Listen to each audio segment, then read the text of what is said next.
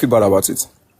ẹ ṣeun ẹni tẹ́ ẹ rò pé bóyá role model yín òun ló ṣe nǹkan yìí. No, mo tó dẹ̀ mo sọ pé mo ń tẹ̀ sọ ṣé mo lè explain bẹ́ẹ̀ ma. No, I need explanation. Ah. ẹ lè convince àwa mo kò fẹ́ kẹ́ ẹ gbé yẹ̀wò ni ṣé gbọ́. No. Okay. Ibi ẹ tó bá jẹ́ ní ká ẹ̀fẹ̀ lọ kí sí n point convince mi. number 2 ó ti o. Ok, mo point jáde ẹ̀fẹ̀ kí n defend ẹ̀. kò dáa Ẹni náà sùúrù. nìyẹn náà kí lẹ ti fẹ́ No. explain bẹ́ẹ̀. No, No, fi sí.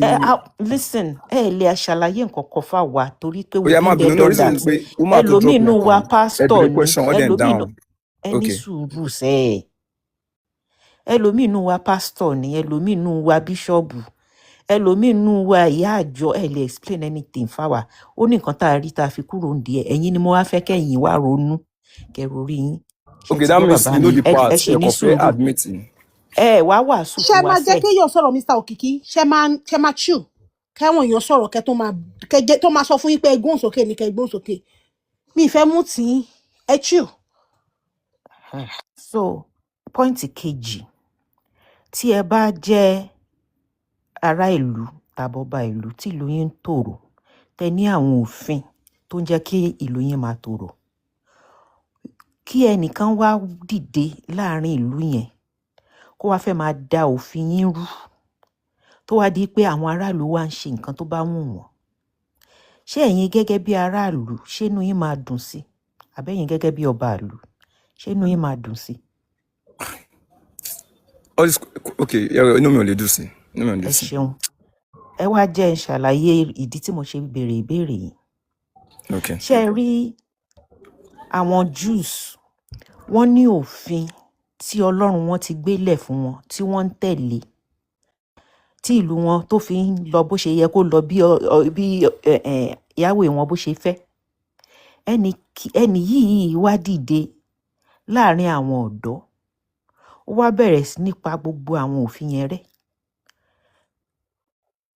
Àwọn obìnrin tó ń ṣe panṣágà láàrin ìlú, ó ní kí ló wrong pẹ̀lú panṣágà. Wọ́n dẹ̀ ti sọ wípé tóbìnrin bá ṣe panṣágà, kì í ṣe pé mo support òfin wọn o, ẹ gbọ́ mi yé o, kì í ṣe pé mo support òfin wọn, they are very misogynistic, mi ò support òfin wọn, but mo fẹ́ sọ reason tí àwọn Jews gangan fúnra wọn tí wọ́n fi fẹ́ràn ọkùnrin ọ̀dọ́ tó dìde yìí tó bẹ̀rẹ̀ sí ní pa òfin wọn rẹ́. Ó ní pé ó fún àwọn aráàlú ní free rein láti ṣe nǹkan tó wù wọ́n. The same àwọn òfin yẹn ló wá gbé wọ Áfíríkà wa tí àwọn olówó wa tó fi ń ṣe nǹkan tó wù wọ́n. The same òfin lòyìnbó gbé wá tó wá fi ṣe nǹkan tó wù wọ́n ní ìlú wa. Turn the other cheek. Gbogbo ìgbà tó òyìnbó tó fi ń ṣe nǹkan tó wù wọ́n nígbà colonization yẹn, kí là ń ṣe? À ń lọ sí ṣọ́ọ̀ṣì à ń kúnlẹ̀ à ń gbàdúrà ni pé Ọlọ́run ní kó wá bá wa ṣe, kì í ṣe pé àwa gangan ni ká dìde ká ṣe. Ìsìn àwọn leaders ìlú wa pẹ̀lú gbogbo nǹkan tó ń ṣe yìí, àwọn ọ̀dọ́ ó ní àwọn nǹkan tó lè ṣe, kì í ṣe protest yẹn work, but ó ní àwọn nǹkan táwọn ọ̀dọ́ lè ṣe táwọn leaders yẹn tẹ́rù máa fi bà wọ́n torí àwọn aráàlú pọ̀ ju àwọn leaders lọ. Ó ní nǹkan tó lè ṣe tẹ́rù máa fi bà wọ́n táwọn leaders á sit up, but kí ló dé tó lè ṣe? Torí àwọn ẹ̀sìn wọn yẹn ni. Torí ẹ̀sìn wọn ṣe ìwọ gbọ́dọ̀ ṣe gbá, ìwọ gbọ́dọ̀ ṣàwò, ìwọ gbọ́dọ̀ ṣe kinní kan. Tó bá gbá ilé tí ọ̀tún kọ tòsí, nǹkan tó ń da ọpọlọ àwọn ará ìlú rú nìyẹn tí ilẹ̀ Áfíríkà tó ṣe rí bó ṣe rí. Míwà àwọn tó dẹ̀ gbé ẹ̀sìn yìí wá fún yín o wọ́n ń kíìpù sí gbogbo àwọn òfin yìí o. Bẹ́ẹ̀ dà wọ́n lólógùn ni wọ́n máa fọ́ yín lẹ́yìn ní straight, wọ́n rán yín iṣẹ́. Ara nǹkan tí ìlú wọn tó sì fi ń tò nìyẹn. Ṣùgbọ́n ẹ̀yin wá ní kẹ́yìn ní sùúrù, kẹ́ seek forgiveness, kẹ́ turn the other cheek, kẹ́ má ṣe gbá, kẹ́ má ṣàwò. Ìyẹn ṣé ó di méjì àbí mẹ́ta ni mo kà yẹn. Ìkẹrin, ṣé racism kan tó dáa ni? Mo ń béèrè ni. No, it's not a good thing. It's not a good thing. Ẹni tẹ́ mú ní role model yìí racist ni. Obìnrin kan wá bá ẹ pé jọ̀ọ́, mo rí pé òun wo àwọn aláìsàn sàn, wá wo ọmọ tèmi náà sàn, kò dá lóhùn, ó ignore ẹ̀. Ìgbà tó yá, obìnrin yẹn dààmú ẹ̀ títí àwọn ọmọ lẹ́yìn ẹ̀ wá sọ pé ẹ ti ẹ̀gbọ́n náà, obìnrin tó ń tẹ̀lé wa kiri tó ń dààmú wa yìí ṣé ká lè dànù? ló wá ní kán dúró ná àmì ó ti rò pé bóyá ó fẹ́ gbàdúrà arábìnrin ni àṣé ó tún fẹ́ bú ni àṣé ó fẹ́ yẹ̀yẹ́ ẹ̀ ni ó ní kí ló wá ń dààmú òun fún ṣó rò pé àwọn ajá lọ́rọ̀ òun wá bá ni wípé àwọn aráàlú tòun lọ́rọ̀ òun wá bá ní obìnrin yẹn wá sọ pé ṣùgbọ́n even gan pàápàá àwọn ajá wọn ṣàjẹ ìwọ̀nba pàǹtí tó bá jábọ́ láti tábìlì olórí wọn ìgbà yẹn ló wá ṣẹ̀ṣẹ̀ ní ó sọ̀rọ̀ dáadáa kí ìgbàgbọ́ ẹ̀ kó wọ ọmọ ẹ̀ sàn. Can you imagine that? Because she's a Canaanite, because she's not an Israelite, and that is your role model. So ẹ̀yin Christians tẹ́ bá ń sọ pé gbogbo nonsense tọkọ sí Old Testament ẹ̀yẹn ti lọ Jésù ìfẹ́ ló mú wá ṣé ìfẹ́ ló fi hàn obìnrin yìí tó kọ́kọ́ pè lájá náà torí ẹ̀ mo ṣe máa ń sọ pé táwọn èèyàn bá fẹ́ wo nǹkan tó yìnbó ń ṣe fún wa lénìí kó lọ wo Old Testament kó wo New Testament, that's their blueprint. Inú New Testament náà lọ ń sọ pé ẹ̀yin ẹrú kẹ́ bọ̀wọ̀ fún àwọn tó wá kó yín lẹ́rú. Jésù rí gbogbo ìyẹn kò fi wàásù. Obìnrin tó ń ṣe panṣágà ló ní kàn fi lẹ̀. Ó rí gbogbo yẹn kò fi wàásù. Ṣé a fẹ́ sọ pé kò mọ̀ ni? Kò mọ̀ pé slavery is bad ni? Ṣé a fẹ́ sọ pé àwa èèyàn sìn àwa moral jùlọ? Although yes, we are. But ẹ̀yin Kristẹni ẹ turn blind eye to gbogbo yẹn. So now mo wá fẹ́ béèrè one more question. Bàbá mi ò rí orúkọ yín torí kíní bánà yìí. Mo fẹ́ béèrè one more question. Òkìkí ẹ ṣeun ìyá mi. Why are you a Christian? Okay, why am I a Christian? Okay. In the first place, but mo ṣe question yẹn kan lè béèrè or because any come out down àwọn tó ti lọ sẹ́yìn. No, I want you to question. I'm just pointing out. Just pointing out the evil in the New Testament as well. So now, Moashe February question: why are you a Christian? Why am I a Christian? In the first place, man. Number one, though I won't be biased. The reason why I'm a Christian in the first place, I would say my origin is Christian. Though my mom is a Muslim, but I'm a Christian. So I would say, okay, as I'm being brought up, I'm a Christian. Let me say I'm Christian by birth. Let me use that word. I'm a Christian by birth. And number two, the reason why, because mo ti dàgbà already, mo ti mọ what to yàtọ̀ sósì. So the reason why I think to be a Christian is, I would say everything in the Bible and everything they are teaching me in church as a Christian is, let me say, is a thing I wish and I believe is the best for me to follow and to continue doing it. I think I'll. Okay. See, you've already answered. Ibi tí mo fẹ́ lọ pé nítorí pé ẹ̀sìn tó bíyàn sí yẹn ó di dandan kéèyàn continue láti máa tẹ̀lé. So tí bàbá èèyàn bá jólè èèyàn náà máa jalè lọ torí pé nǹkan téèyàn bá láyé nìyẹn. Mo padà dá mo ní mo ti wá dàgbà mo ti mọ òtún yàtọ̀ sí. And I thank you for that. I appreciate that. Now the second one. Ṣé tí n bá mú kí ni fruit wo lẹ like jù? Pé fruit wo tí mo like jù? I won't be biased with money part of my life. I don't really have any fruit. Oh no, pé mo ní nǹkan tí mo like jù. Okay, kò tẹ́ sí tí mo but àwọn kan wà tí mo like carrot. No, fún mi lẹ́yọ̀ kan tẹ́ like them. Okay, let me choose I will say pineapple. Pineapple, okay. Yeah. Tí n bá mú pineapple tí mo wá inject poison síbẹ̀ ṣé máa jẹ? Tí mo dẹ̀ mọ̀ pé inject ẹ̀ or tí mi ò mọ̀. Kẹ́ mọ̀ pé mo inject ẹ̀. How can I eat it now? You won't take it. That's exactly what you're doing. That religion was a religion that they used to colonize your ancestors, that they used to enslave members of your ancestors' family. Májèlé. Májèlé. Tí n bá mú májèlé tí n bá fi sínú no, kì í ṣe ìbẹ́pẹ ní pineapple. Kí ni Yorùbá pineapple náà? Ọ̀pẹ̀ òyìnbó. Tí n bá fi májèlé sínú ọ̀pẹ̀ òyìnbó, mo béèrè lọ́wọ́ yín pé ṣé ẹ máa jẹ ẹlẹ́ẹ̀ni jẹ. Ṣé wá rí ẹ̀sìn tẹ̀ ń tẹ̀lé exactly nǹkan tí wọ́n ṣe nìyẹn. Wọ́n mú fruit tó dáa, wọ́n wá fi májèlé sí, wọ́n wá há fún wa. àwa náà dẹ̀ wá ń jẹ.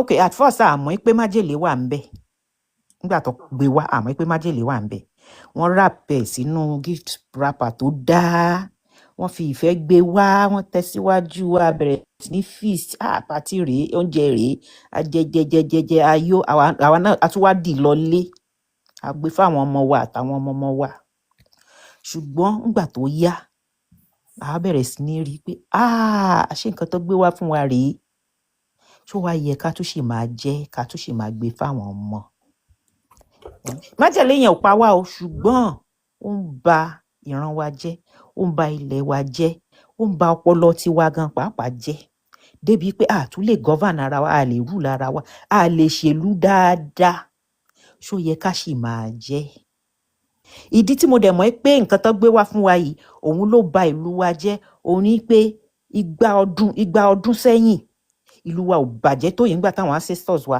tó sì ń ṣe ẹ̀sìn àbáláyé the more tá à ń ṣe àwọn religion yìí ni society wa túbọ̀ ń bàjẹ́ torí pé a lè hold ara wa accountable mọ́ àwọn nǹkan tó ń hold wa accountable tẹ́lẹ̀ tó ń bẹ ẹ̀ṣẹ̀ wa wò lọ́wọ́ wa tó ń jẹ́ ká máa sá fún ẹ̀ṣẹ̀ tó ń jẹ́ ká máa sá fún ìbàjẹ́ àti pa gbogbo ẹ̀ tì free for all la wà ń sìn ká máa ṣe ìbàjẹ́ yẹn lọ ṣùgbọ́n a ṣì di òpó Jésù mú a ṣì di òpó Muhammed mú o òpó kòpó ṣe rí ibi tí mo bọ́rọ̀ lọ báyìí ṣé ó yẹ ká tún ṣì máa tẹ̀lé àwọn ìsìn yìí mo béèrè pé why are you a Christian ẹ wá straightforward pẹ̀lú mi. No, I'm being straightforward. Mo ti dá yín lóhùn náà. I'm a Christian by birth and mo dẹ̀ ti dàgbà mo ti mọ̀ ó tún yàtọ̀ tó ṣe and I'm still saying that is the best way for me. lẹ́yìn ìgbà tí mo ti wá ṣàlàyé májèlé yìí is still the best way ó tún ní reason kan tẹ́ ẹ fẹ́ jẹ́wọ́. májèlé ń bẹ mà. No, mo rí májèlé ń bẹ mà. Mo rí májèlé ń bẹ mà. ó tún ní ìdí kan tẹ́ ẹ fi di Kristẹni mú tẹ́ ẹ fẹ́ jẹ́wọ́. ẹ sọ pé bóyá májèlé wà ń bẹ but to me it's not a poisonous thing to me ma.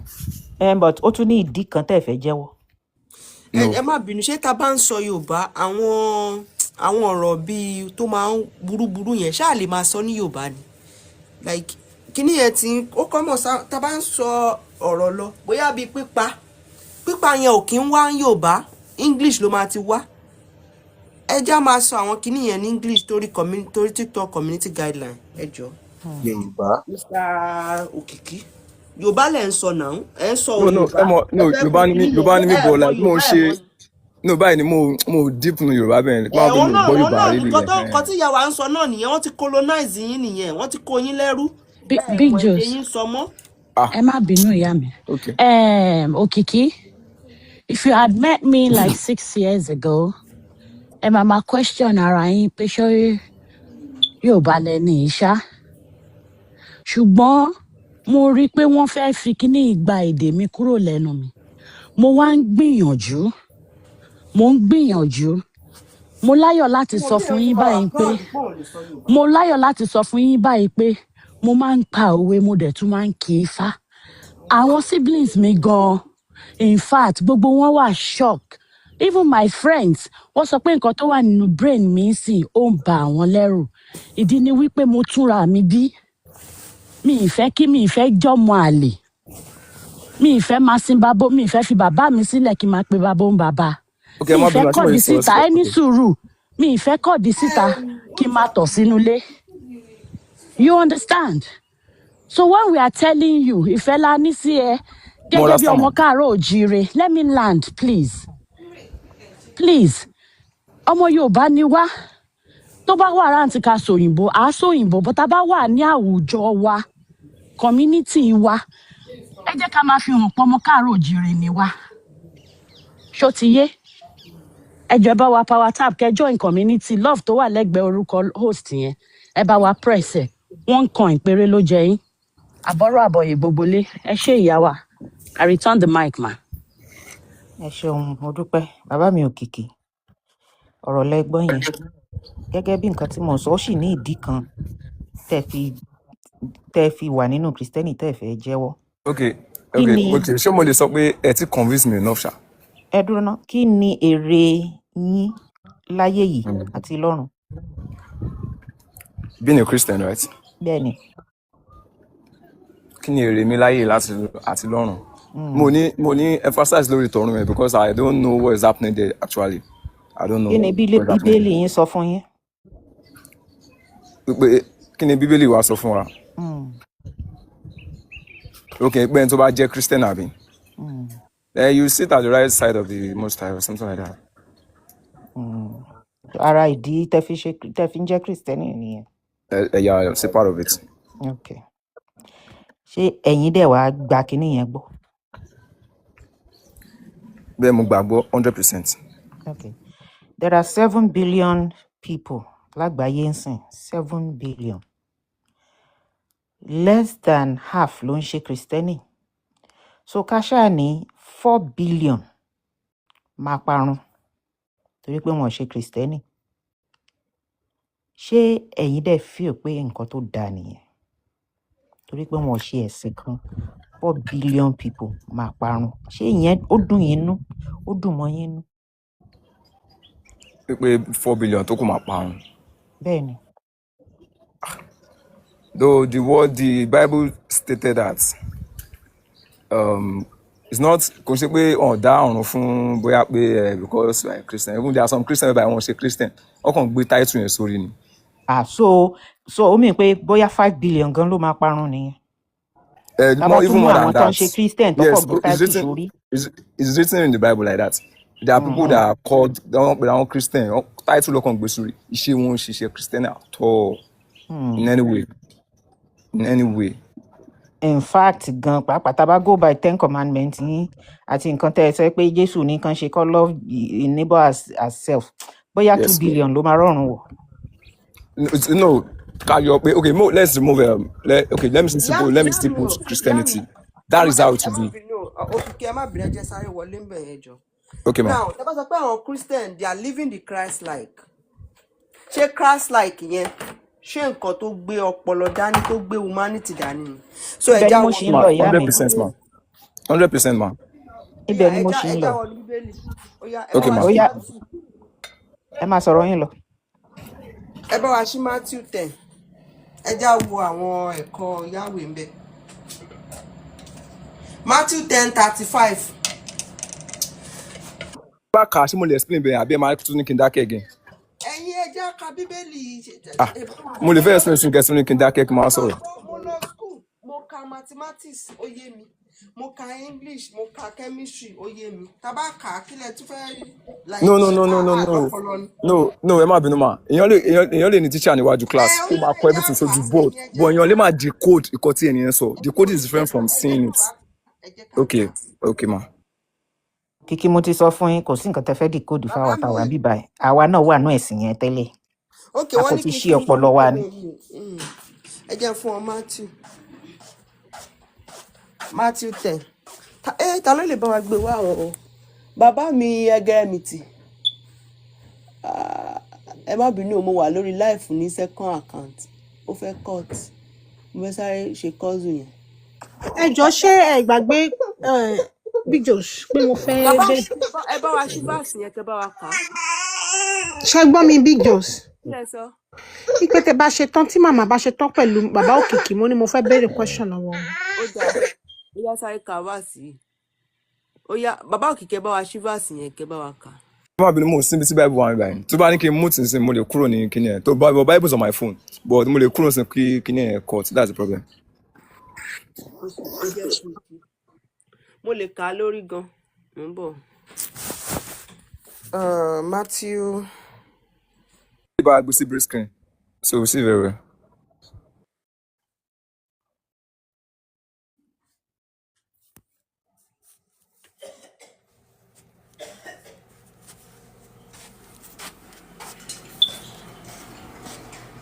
So since tó jẹ́ Christ-like lẹ́ ń wù àwọn ìwà tí Yahweh tó kọ́ yín. Ara àwọn Christ-like yẹn náà ni Yahweh ti sọ fún yín lẹ́ẹ̀kan yẹn o.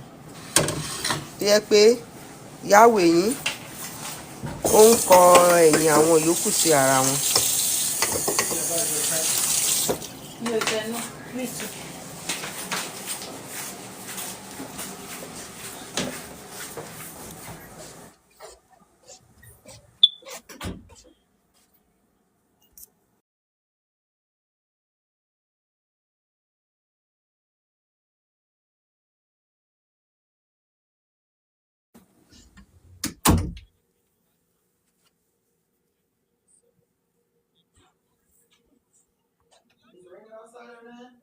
ìyá sẹ́sọ̀ ṣe lè bá wa ka verse yẹn mi mọ̀ fún mi ò lóòdì jàre.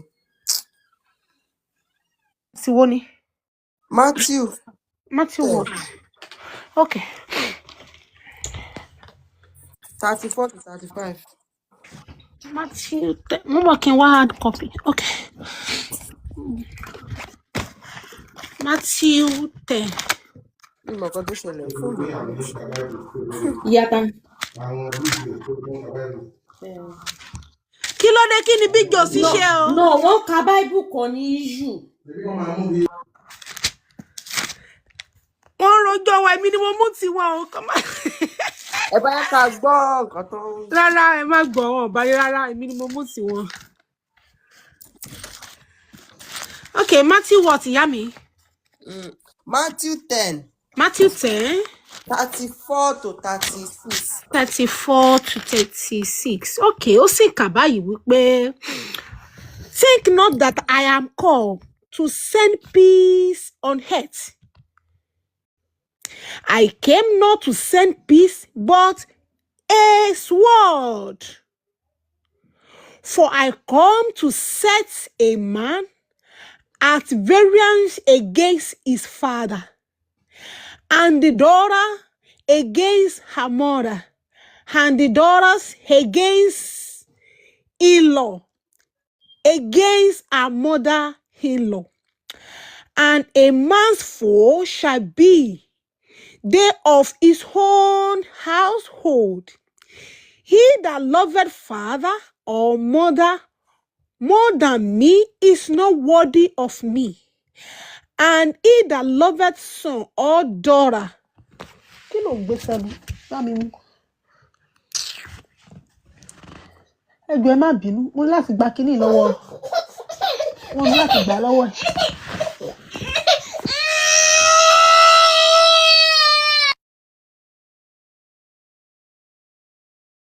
Bàbá ò fẹ́ kẹ́ ka Bíbélì.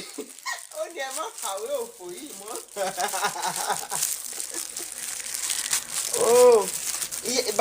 Ìyá mi Ayọ̀mà ẹ lè continue bẹ́ẹ̀ yẹn kẹ́ mo kàn ní kàkà bá sí. Oh yeah, mo ti ń kà lọ. And he that taketh not his cross and follow after me is not worthy of me. He that findeth his life shall lose it. Hey! Sherry, this verse yìí, téèyàn bá kà á, tó bá jókòó, tó bá ronú sí, message tó wà ńbẹ̀ yẹn ní agbára o. Ẹ máa gbọ́ verse 36, 38 yẹn. And he that taketh not his cross and followeth after me is not worthy of me. He that findeth his life shall lose it. And he that loseth his life for my sake. Ṣé mo wí pé tẹ́ bá wo verse 39 yìí Big Dose, alukuran náà Quran verse kan lọ pẹ̀lú verse 39 yìí wípé òwò tó dáa jù táwọn mùsùlùmí bá fẹ́ ṣe òwò tó dáa jù. Tẹ́ bá dẹ̀ wo Quran 9 aya 111. Quran sọ wípé káwọn èèyàn máa fi ẹ̀mí wọn kán lọ máa pààyàn kán lọ máa pa òun náà wípé òwò yìí ló dáa jù. Tẹ́ bá wá wo verse 39 náà, he that findeth his life. So we must not care about our life. Our life should be nothing to us. Olórí burúkú ni Jésù. Ìyá mi nǹkan tẹ́ ẹ kà Olórí yẹn burúkú ni Jésù. nǹkan tẹ́ ẹ kà yẹn gẹ́lẹ́ is jihad in Christianity. Òun làwọn medieval Christians lọ fi ń pa àwọn èèyàn káàkiri Middle East ní North Africa àti Europe ńgbà yẹn. Ìyẹn gẹ́lẹ́ ni wọ́n lò tó fi build Christian empire tá a mọ̀ títí dé níwọ̀ Africa. Kì í ṣe ní Kùránì nìkan ló wà. Kì í ṣe Kùránì nìkan ló wà. Copy and paste. Tẹ́ bá ń gbọ́ orin yìí, onward Christian soldier marching off to war. Mi rántí yòókù, but mo rántí verses méjèèjì yẹn. Wọ́n make wa, wọ́n make sure pé a máa ń kọ orin yẹn ní assembly nígbà tá a wà ní school. First primary school tí mo kọ́kọ́ lọ ní Kano is Baptist primary school. Ṣé Baptist yẹn ni àbí Methodist? I think it's Baptist. My preschool náà was àwọn preschool àwọn sister àwọn father yẹn ni. Láti kékeré lọ́ ti mú wa kọ àwọn orin yẹn. Nǹkan tó dẹ̀ mean ni Christian jihadist. So kò ṣe kìí ṣe ní not be today. Ìgbà tí Christianity ti gbúrò empire ti wọn dáadáa ìgbà yẹn lọ́wọ́ wá ṣẹ̀ṣẹ̀ bẹ̀rẹ̀ sí ní preach love padà. Ṣùgbọ́n at their beginning ṣe rí nǹkan tí Islam ṣe yìí làwọn náà ṣe. Ìwọ tó bá sì ń ṣe ìṣẹ̀ṣe, and I'm talking about England nsìn àti Rome àti àwọn Belgium, nǹkan àwọn European countries yẹn. Ìwọ tó bá sì ń ṣe ìṣẹ̀ṣe wọn nígbà yẹn, wọ́n á label ẹ as àjẹ́, wọ́n á label ẹ as oṣó. Àwọn punishment tó dẹ̀ máa ń fún wọn gbà yẹn, quartering, wọ́n máa so ẹsẹ̀ méjèèjì mọ́ ẹṣin ọ̀tọ̀ọ̀tọ̀, apá ẹ méjèèjì mọ́ ẹṣin ọ̀tọ̀ọ̀tọ̀. Wọ́n máa drive àwọn ẹṣin yẹn in different directions. Wọ́n á wá fa ẹnìyẹn ya sọ́nà mẹ́rin. Nǹkan tó ń pè ní quartering nìyẹn. Ẹ lọ ṣí history book kẹ́ wò. Then wọ́n máa ń ṣe tarring náà. Kíní tá ọ̀dà tó fi ń ṣe títì yẹn, wọ́n á sè é, wọ́n á wá sọ ẹnìyẹn síbẹ̀. Tó bá rí tá, wọ́n á ṣe omi nínú drum ńláńlá àgbá. Tómi yẹn bá ti boil, wọ́n á wá sọ ẹnìyẹn síbẹ̀. Skinning, ẹnìyẹn wọ́n máa hang ẹ̀ bẹ́ẹ̀, wọ́n máa bẹ̀rẹ̀ sí ní skinning. Wọ́n máa bẹ̀rẹ̀ sí ní ṣí àwọ̀ ẹ̀ bó ṣe ń ṣe ẹran nígbà iléyá. Wọ́n máa ṣí àwọ̀ ẹ̀. Àti oríṣiríṣi punishment bẹ́ẹ̀ yẹn. They were terrorists of the first order. Ìṣe pé ọkọ̀ máa ń bẹ́yàn lórí nìkan. They were terrorists of the first order. Then àwọn tí wọ́n bá ti tó bá tún ṣe gbogbo yẹn fún, tó bá jẹ́ pọ́n kọ̀ hang wọn ni, wá hang wọn, wá fi wọ́n lẹ̀ bẹ́ẹ̀ kí gbogbo àwọn aráàlú rí wọn. Wá fi wọ́n lẹ̀ bẹ́ẹ̀ for days títí tó máa fi rotting, so that gbogbo àwọn aráàlú á rí wọn láti deter wọn. Pé ìwọ tó bá go against wa. Àwọn scientists ìgbà yẹn, ìwọ tí science yẹn tó bá fẹ́ dàbí ẹni pé science yẹn ó fẹ́ rídi Ọlọ́run wọn báyìí. Pé science yẹn, torí a lot of one were very superstitious. Every little thing, Christ is wonderful ni, Christ is marvelous ni, God is kìnìkan ni. But tí science yẹn tó bá fẹ́ explain some of those mysteries díẹ̀ báyìí, heresy ni. Faith tó bá wọn tán pè lájẹ́ ló máa bá ẹ̀. Ìgbà period yẹn ni àwọn obìnrin wọn ò wá lágbára kankan mọ́. Ìwọ tó bá kọ ọ̀rọ̀ sọ́kọ lẹ́nu ńgbà yẹn, àjẹ́ náà máa pè ẹ́, the same fate ló máa bá ẹ̀. So Òkìkí, mo fẹ́ kó o mọ gbogbo nǹkan tó ti fi ẹ̀sìn yìí ṣe, kí ìwọ tó wá máa wàásù ìfẹ́ fún wa ń bì báyìí. Pé ara ìdí tí àwọn ẹ̀sìn yẹn fi múlẹ̀ káàkiri all over the world nìyẹn. Tó dẹ̀ fi di nǹkan táwọn people like you tá lè yọ ọlọ́pọlọ yín. Cause lẹ́yìn ìgbà tó wá ti lo gbogbo fíà yẹn tán, lọ́wọ́ ṣẹ̀ṣẹ̀ ń lo kárọ̀tì. Lọ́wọ́ ṣẹ̀ṣẹ̀ ń sọ pé tó bá gba Kristẹni yìí o, tó bá dọ̀run, wàá jókòó sápá ọ̀tún Ọlọ́run Elédùmarè. Excuse my language. Wàá jókòó sápá ọ̀tún Yahweh. Pé ìwọ tó bá ṣẹ̀sìn o, ayé á dùn. Ṣẹ̀dẹ̀ mọ̀ bó ṣe implement ayé á dùn gbà yẹn. Ìwọ tó bá ń ṣòwò tó bá kí ń ṣe Kristẹni, kò sẹ́ni tó máa patronize òwò ẹ mọ́. Nǹkan á bẹ̀rẹ̀ sí ní bàjẹ́ fún ẹ. Tó bá rí pé o ò tà mọ́, ó ti di dandan kó sá padà sí di Kristẹni. Ìdí táwọn some of our ancestors tó fi lọ sí di àwọn ẹ̀sìn méjì yẹn nìyẹn. Ìwọ, wọ́n ti gbà tó gbé western so-called western education wọn wá, which is western brainwashing. Ìwọ tó bá kí ń ṣe Christian, tó bá ti baptize, o lè wọlé ìwé wọn. Wọ́n lè gbé ọmọ ẹ sílé ìwé. So àwọn òbí tó bá fẹ́ káwọn ọmọ wọn kàwé, ó ti di dandan kó gba Kristẹni. Ọpẹ́lọpẹ́ Awólọ́wọ̀ tó gbé free education wá fún everybody. O ní láti jẹ́ ẹ̀sìn kankan, wàá kàwé ẹ̀. Wọn ò dẹ̀ ní béèrè owó lọ́wọ́ yìí. Ọmọ ìyá onírú, ọmọ ìyá aláta, ọmọ ìyá ológìrì, everybody bẹ̀rẹ̀ sí ní kàwé. So tẹ́ bá ru ọpọlọ yín, tẹ́ bá lo ọpọlọ yín, ẹ rí pé ẹ̀sìn yìí wọ́n wá fi kó wa lẹ́rú, wá fi dè wá mọ́lẹ̀ ni. Kò sí heaven kankan tẹ́ fẹ́ lọ gbádùn. Ìwọ tó ń sọ pé o máa lọ jókòó sórí right hand Yahweh, kí ló fi yàtọ̀ sí ẹni tó ní tóun bá pa àwọn èèyàn, wọ́n á fún òun ní 72 virgin. Kí ni ìyàtọ̀? Òun náà èrè kan tó máa jẹ lọ́hùn ló ń tìtorí ẹ̀ ṣe gbogbo ibi tó ń ṣe.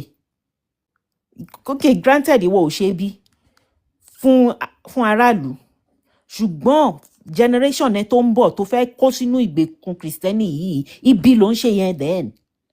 Ó mì pé bá ṣe máa wà lọ rèé, a lè free ara wa mọ́ láíláíláíláí. Ìwọ náà ń ṣe bí nìyẹn now. Why imagine kí Africa ṣì remain bó ṣe remain under colonial powers. Ibi nìyẹn náà. Mo ń gbọ́ yín o. Kí lẹ sọ? ṣé mo lè sọ̀rọ̀ mà? Ó yá. Ẹ má bínú mọ́ mi. Like ṣé gbogbo nǹkan tí ẹ kàkà lè wá ta mo understand yín. And it says that gbogbo nǹkan tẹ́ kálẹ̀ as a Christianity, truth to be told, ma, truth to be told, don't let us be biased or anything. Though mo understand bí tẹ́tí ń bọ̀, mo understand content so actually. But truth to be told, have you ever, okay, don't let me use the whole word, let me use Nigeria as a whole. Have you ever seen any Christian practicing everything you just said now, ma? Truth to be told. Truth to be told, ma. In what?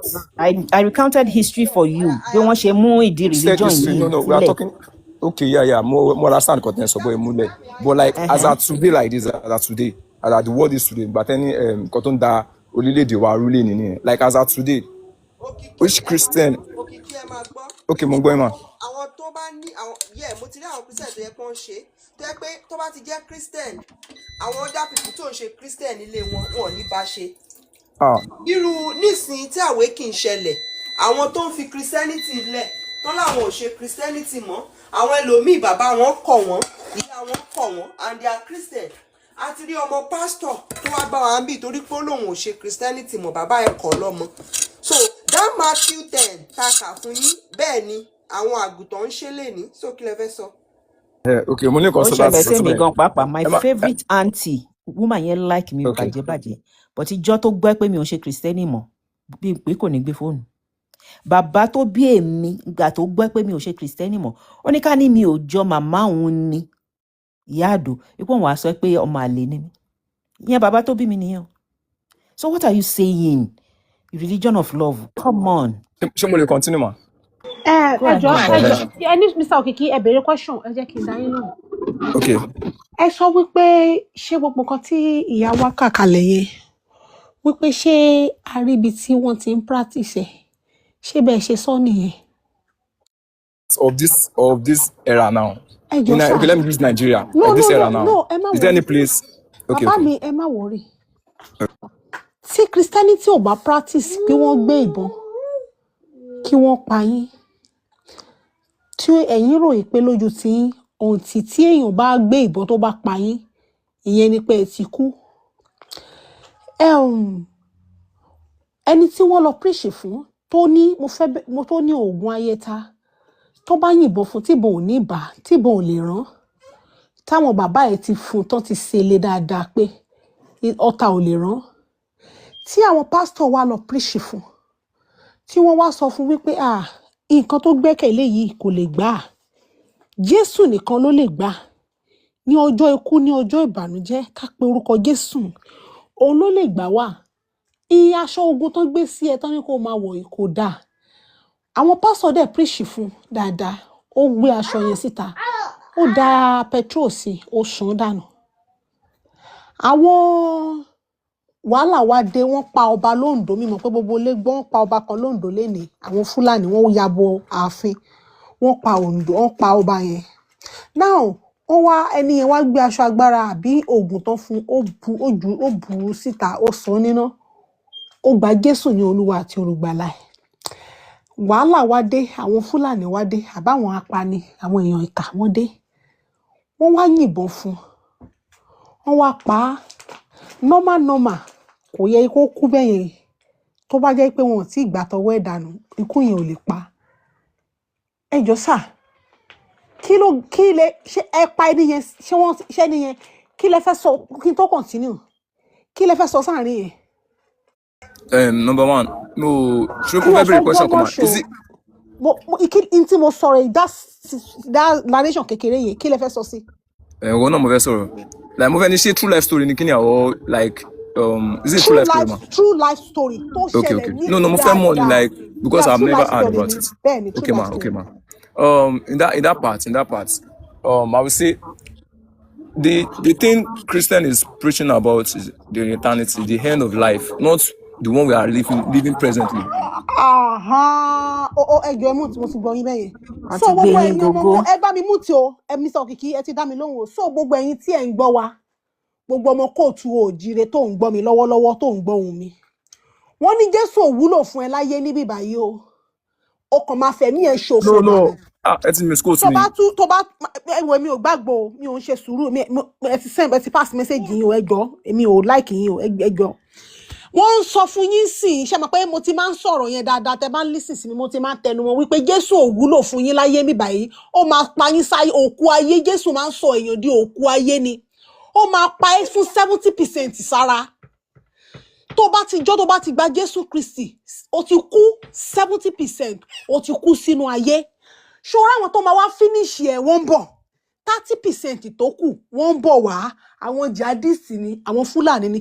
Ṣé mọ̀ pa ti sọ fún yín wọ́n program Christian láti jẹ́ dídìrín láti jẹ́ sheep. Wọ́n program Mùsùlùmí láti jẹ́ lion and lion is coming to consume you. Now another confirmation lẹ́sìn gbọ́ pé Jésù ò wúlò fún yín láyé níbà ayé yín kàn máa bàjẹ́ ẹ kàn máa ṣòfò dànù ẹ máa kú dànù ni kò sí ìwúlò kankan tó fẹ́ ṣe fún yín láyé níbà tó ò bá dira ó kú. Ṣé òun náà ló ti gbọ́ yẹn? So ìwúlò Jésù fún ẹni pé tó o bá kú tán. Now listen to me carefully. Any religion tó jẹ́ pé tó o bá ti kú tán ló ṣe máa pín ẹ lérè is a scam. Olórí burúkú ló ṣe é. Did you hear me? Any religion tó jẹ́ pé after death ló ṣe máa reward ẹ ayé ẹ ti bàjẹ́ o ó ti kú o ó ti kú. Ẹni tó ń tẹ̀lé religion tó bá ikú tó kú ìwọ tó ò mọ ibi tó ti ń bọ̀ nígbà tó wà nínú ìyá ẹ fóṣù 9 o ò mọ ibi tó ti ń bọ̀ o ò mọ ó kàn bára ẹ nínú ayé ni ó dẹ̀ ń dàgbà. Èèyàn kan wá promise ẹ tó bá jẹ́ pé tó bá kú tó ò ní rántí anything ńkọ́. So any religion tó bá ti tó fún ẹ pé your reward is after death is a scam is a threatening to your existence. Jára ẹ ọmọ ìyá mi jára ẹ. Ẹ ṣeun. ẹ ṣe ìyá mi exactly nǹkan tí àwọn òyìnbó tó lò láti fi wọlé sí wa ní lára ní Africa eventually nìyẹn wípé ọ̀run ni ká máa wọ̀ gbogbo ẹ ó ṣe bí gbogbo àwọn passages yẹn kúnnú Bible ilé ayé ilé asán ni what does it profit a man kìnìkan. Ìyá mi just a short word. Wọ́n máa ń sọ nǹkan kan sẹ́ẹ̀ wọ́n ní as it is on earth so it is where in heaven. Àbí bẹ́ẹ̀ kọ́ tó bá ti rí bẹ́ẹ̀ why then is heaven so important for us to go to? Nígbà tó jẹ́ pé bó ṣe wà nílé ayé yìí náà ló ṣe wà níbẹ̀ lọ́hùn. Where are you rushing to? Whatever you experience here is the same thing you're going to experience over there. What's the point? So gbogbo pé wọ́n tọ́jú nǹkan kan dè yín síbì kan yẹn is a lie. There are no mansions waiting for you. ṣé mo lè dáhùn bẹ́ẹ̀ sá. There are no streets paved with gold waiting for you. There's nothing waiting for you. Live this life. There are no 72 virgins waiting for you. Okay? Yes, sir. Èmi ò béèrè dáhùn mo kàn sọ̀rọ̀ ni. No, like ibi tẹ́ ẹ sọ pé bó ṣe ń ṣe ní ayé ló ṣe ń ṣe ní ọ̀run mo fẹ́. Àwọn Catholic Church tó compile Bible fún wọn ní ìfẹ́ tirẹ̀ bó ń ṣe ní ọ̀run nǹkan tó sọ ní ẹ̀kọ́ irọ́ ni òkìkí gbé yẹn tì. Àwọn Catholic Church tó compile Bible fún yín wọ́n ti wá sọ pé allegory ní ọ̀run tẹ̀ ń sọ yẹn allegory ni kò sí paradise kankan tẹ́ fẹ́ wọ̀ ẹgbẹ́ yẹn tì gbogbo nǹkan tẹ́ kà ní Revelation yẹn brain activity ẹnìkan tó pọ̀lọ́ ẹ ti yí òun ló kọ Revelation. You want to tell mama Ayoma ẹjọ́ sà ẹjọ́ bọ̀bọ̀ ìfẹ́ sọ fún wa nípa after death ẹ jẹ́ ká béèrè question lọ́wọ́ ẹ jẹ́ kó ká gbé débẹ̀ báyìí. I'm not saying. No, Mr. Kiki, no. Ma, ancestor ma manipulate me torí ẹ ni. Me manipulate? No, mo fẹ́ bi yín question. Since them afterlife. No, any sùúrù is there. Since that any sùúrù, mo ti rí pé ẹ mọ̀ nípa afterlife. Can you imagine? Mo sọ pé mo afterlife. Ẹ sọ pé ṣé kò sí afterlife? Èmi wá fẹ́ bi yín. Question ni mo béèrè, mo ní ṣé kò sí afterlife. Mo mọ̀ pé question bàbá mi ò bá yín jà. Mi ì bá yín jà. Since tí ẹ̀yin believe wípé afterlife wà ẹ̀dẹ̀ tún wá béèrè lọ́wọ́ wa pé ṣé afterlife wà ẹ jẹ́ ká béèrè báyìí ẹ jọ̀ọ́ ṣé ẹ lè sọ fún wa before life tẹ́ bá ti sọ fún mi before life èmi á narrate after life fún yín láàrin 5 minutes bàbá mi ẹ̀yin ẹ kàn sọ before life ẹ sọ ìrìn àjò yín ìgbà tí mo wà nínú ìyá mi àwọn ìrìn àjò báyìí ni mo rìn nínú oyún ìyá mi fóṣù 9 yẹn mọ̀mí sí mi wọ́n máa ń jẹyán láàárọ̀ mo ka bible mo prepare life fún mi iṣẹ́ báyìí ni màá ṣe tí n bá délé ayé ìrìn báyìí ni màá rìn màá travel out màá ṣayé mi báyìí ẹ̀yin ẹ kàn sọ láàrin ìgbà kẹ́kẹ́ tó bí yẹn láàrin 9 months yẹn ẹ kàn sọ nípa gbogbo life tẹ́ live yẹn tẹ́ bá ti sọ fún wa èmi ẹ wá sọ fún yín after life ṣé understand ẹ kàn bá wa ẹ sọ before life fún wa ẹ ṣeun bàbá mi. Okay, láìbẹ̀ ṣe jẹ́ kí n fẹ́ sọ̀rọ̀ yìí. My question came from the point when he said pé gbogbo ìtàn sọ pé ọ̀run pé wọ́n parọ́ fún wa kíníkan. So I was like, okay, mo kàn béèrè question pé so there is no afterlife like in your own belief ṣé kò sí afterlife because in my own belief I believe there is afterlife but wọ́n sọ pé kí n preach before life. I never say maybe before life or anything or mo sọ pé mo mọ̀ pa afterlife kíníkan. No, mo ìgbọ́ràn ẹ̀ kalẹ̀ kọ́ lè ṣe sáré take yẹn mo ìgbé kalẹ̀ kọ́ sáré take ẹ̀. It's different, it's a different thing. Nígbà tí o bá sí before life báwo lẹ ṣe show ẹ pé after life wà. I asked the question pé so there is no afterlife so am I down pé yes or no mo kò fẹ́ clarify bẹ́ẹ̀ ni. No ẹ̀yin ti already believe pé afterlife wà àwa ń béèrè lọ́wọ́ yín pé ẹ rántí before life ṣé before life wà. No, I don't believe. Belief làwa interrogate kì í ṣe titi wa àwa ò force belief wa down anybody's truth. Colonize anybody torí belief. Ẹ̀sìn tó gbé wá fún wa là ń interrogate. Okay. Ṣé is there before life? Bẹ́ẹ̀ni. And there are things that I was doing before I came to this world actually, but I don't know, of which I don't know. I'm ignorant about that. Before life titi yín before life ọmọ ẹ̀dá là ń béèrè kì í ṣe since táwọn èèyàn ṣe láyé. Like before life, everybody, the whole human being as a whole. Ẹni since tẹmọ after life àwọn èèyàn mọ bí táwọn èèyàn ń lọ tó bá kú ibo lọ ti ń bọ̀ kí náà ń ṣe ń bẹ̀ kan tó wá. Can't answer that question. That question is beyond my power. I'm not sure. Ṣùgbọ́n ilé answer after yẹn. Answer Mr. Okiki mama mi tó bẹ́ẹ̀ láti gbọ́rọ̀ lẹ́nu Mr. Okiki Olúwa. Yes ma'am. Let me tell you this. You are an adult. Okay ma'am. You have brain. I'm very sorry if ọ̀rọ̀ mi máa le torí èmi máa ń rọ̀ ni mo fẹ́ kó hit yín kínú bí yín kẹ́ bára yín jà bẹ́ẹ̀ mi náà ṣe bára mi jà after 35 years tí mo kúrò nù tí mo wà nínú ìdè mo fẹ́ kọ́ ọ̀rọ̀ mi mo máa fẹ́ kó hit èèyàn sódà ẹ lè bú mi ìbúbú yín yẹn mo fẹ́. Let me tell you something today. You have life ahead of you. Ilé ayé tẹ́ wà yẹn ní purpose. You have assignment tó wá ṣe ní ilé ayé tó ní láti focus lé lórí.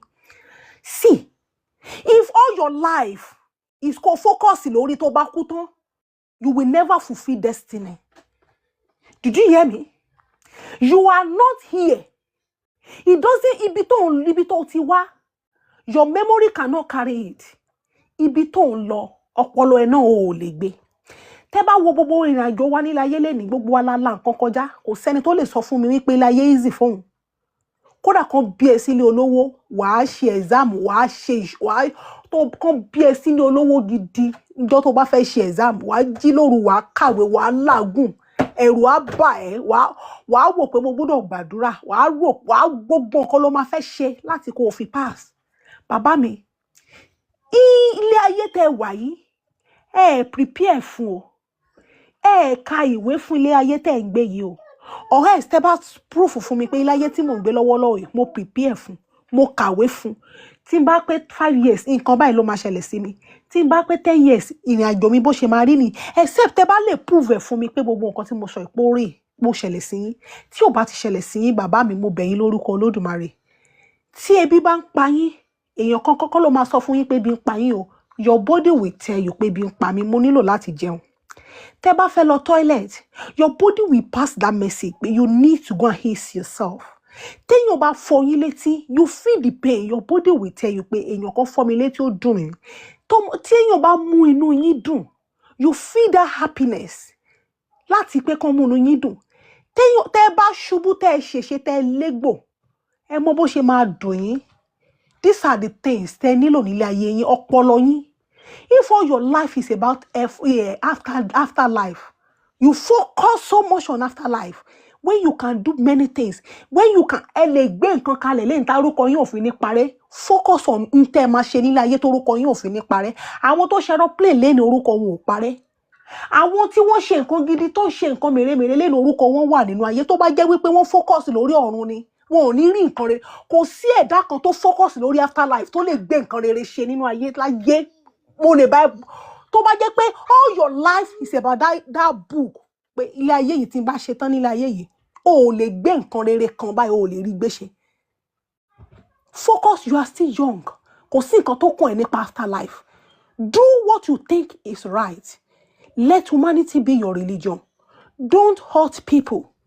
If you tó bá ṣe nǹkan tí ò dá fún yín, how do you feel? N tí mo fẹ́ fi train àwọn ọmọ tèmi nìyẹn. N tó ò bá ti ní fẹ́ kí ẹnikẹ́ni ṣe fún ẹ, má ṣe fún ọmọ làkejì ẹ. O ò fẹ́ kéèyàn hurt ẹ, o ò fẹ́ kéèyàn sọ̀rọ̀ sí ẹ. Ìwọ náà má sọ sí ọmọ làkejì ẹ. N tó ò bá fẹ́, that food that you can never eat, don't feed it, don't give it to other people to eat. Baba mi, if you all your life is that book, that outdated book, that book tó sọ fún yín pé God created light. Kí ló ń fún wa ní light lẹ́nu? Is it not sun? But biblical God created light. Kó tó ṣe sọ fún wa pé òun create sun. Is there anything tó ń fún wa ní light? That outdated book, that book táwọn scientists ti rubbish dànù. Lẹ́ni, kí ló ń fún wa ní ìmọ́lẹ̀? Is it not sun? But biblical God dá ìmọ́lẹ̀ kó tó dá sun. Ibo ni ìmọ́lẹ̀ yẹn wà? Baba mi, think, please make use of your brain. You are still young. Okay, my argument. Thank you. Whether in show symbol, there's light before sun. You know where that away, but we are seeing emotion everywhere clearly by man. No, let me you tell cloud cover no. As long as tí ẹ bá jí láàárọ̀ tẹ́ lè ríra yín òórùn ràn nìyẹn. Come on now. Òrànràn níbi táwa wà yìí o. Basic science. Òjò dẹ̀ ti fún. You are just pushing this point. Ẹgbẹ́ mi sí biscuit. Ẹgbẹ́ mi sí biscuit. Ẹgbẹ́ mi sí biscuit. Mommy, ẹgbẹ́ mi sí biscuit. Mo fẹ́ sọ̀rọ̀ sí gbogbo. Ṣé ti rí ìlú tó ti gbé ẹ̀sìn wa lélẹ̀? Kò sí church ẹyọ kan lórí títì. Wọ́n bí wọn dá kán parú ariwo. Kọ́ ẹ̀ wò kò sí o. Ibi báyìí nìkan Church of England nìyẹn wọ́n sin òkú síbẹ̀ rẹpẹtẹ. Tẹ́ bá gbọ́ aago yẹn tó bá lù lẹ́ẹ̀mẹ́ta ó dà ń pé wọ́n sin òkú ni. Ẹ̀ka abẹ́ méjì àwọn kan tó fẹ́ ṣèyàwó ni. Ṣó ti yé wo òkú náà sin síbẹ̀ rẹpẹtẹ. Ẹ ti rí ọ̀dẹ̀ bí èèyàn kankan dá kó lọ gé orí òkú àbí apá òkú. Ẹ ti rí. Àmì wọn lórun ọ̀rọ̀ ẹni kí Big Joe sí tan kámẹ́rà Amẹ́ríkà ní Big Joe sí wà wá tá Big Joe sí tan kámẹ́rà tó rọrùn ká ló sọ òkìkí ó disappoint mi èmi rò pé lọ sọ pé ṣe rọrùn. That's the problem. Ẹ kàn bo voice wọn mọ́lẹ̀. All right o ẹjọ́ gbogbo lẹ mú tẹ jẹ́ kó sọ̀rọ̀ ẹjọ́ ẹ má bínú ẹjá mú. The first place mo like gbogbo ọdọ ìsọlọ kẹpọ àtàwọn ni ọmọ ọdà sàn bẹ́ẹ̀ bẹ̀rẹ̀ so mo fẹ́ mú point mi ní ibẹ̀ ni pé tó rẹ mo sọ pé mo ní they are Christians and they are Christian inside Christian like àwọn kan wà lápò kan pé àwọn Christian wọn ṣe Christian and they are the real Christian and kò ń ṣe àwọn tó gbé ẹ̀sìn sórí how will I say it kò ń ṣe àwọn tó gbé ẹ̀sìn sórí tó ń fi Christianity ṣe like how will I say like tó ń ṣe Christianity in other way round don't mean Christian o there are some people who shall practice it they are not Christians.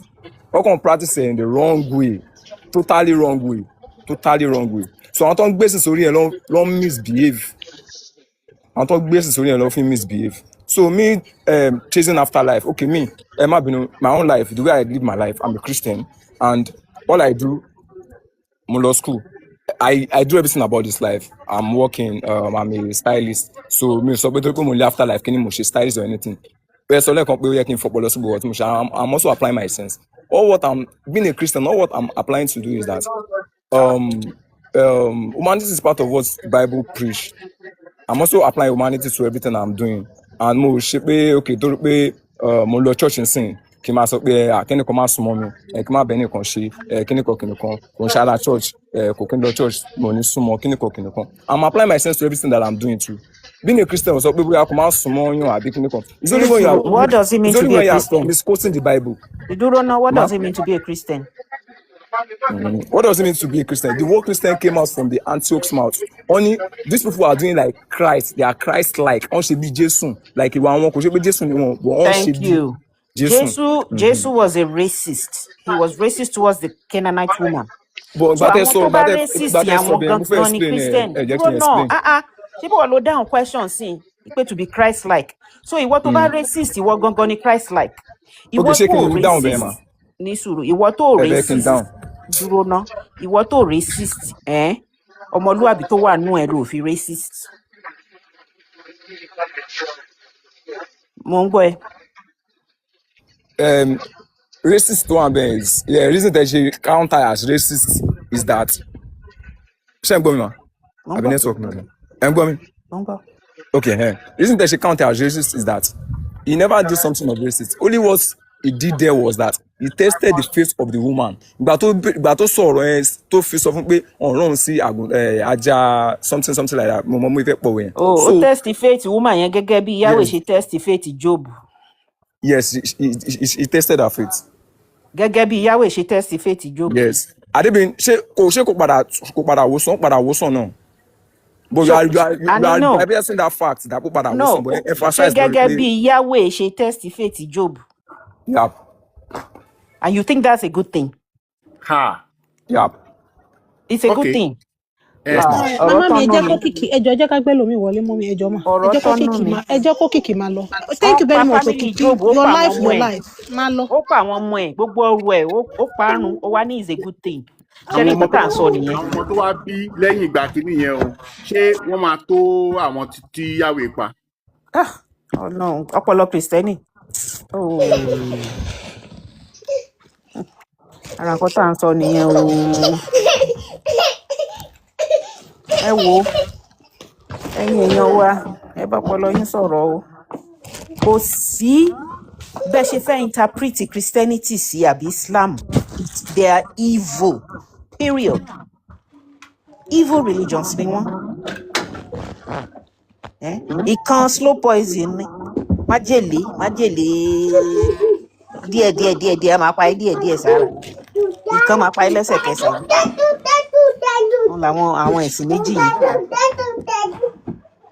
Ẹ jọ̀ọ́ ta ló tún fẹ́ sọ̀rọ̀? Ẹ máa kọ wọlé Mr. Christian lover mi ò rò pé wọ́n wá mo gbé wọn sókè. Mr. Christian lover yín dùn.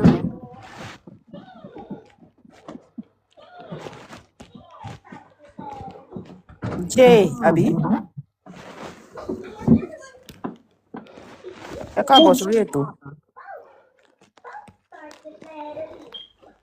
Tó bá ti ẹjọ́ màmá mi kí n já wọn bọ́lẹ̀ tó bá ti wá sókè tí ó sọ̀rọ̀ kú bọ́lẹ̀. Ó lè ti request ti pẹ́ kó má mọ̀ ìpín àti wọ́n ti gbé wọn wá sókè. Nǹkan tó ṣẹlẹ̀ náà nìyẹn.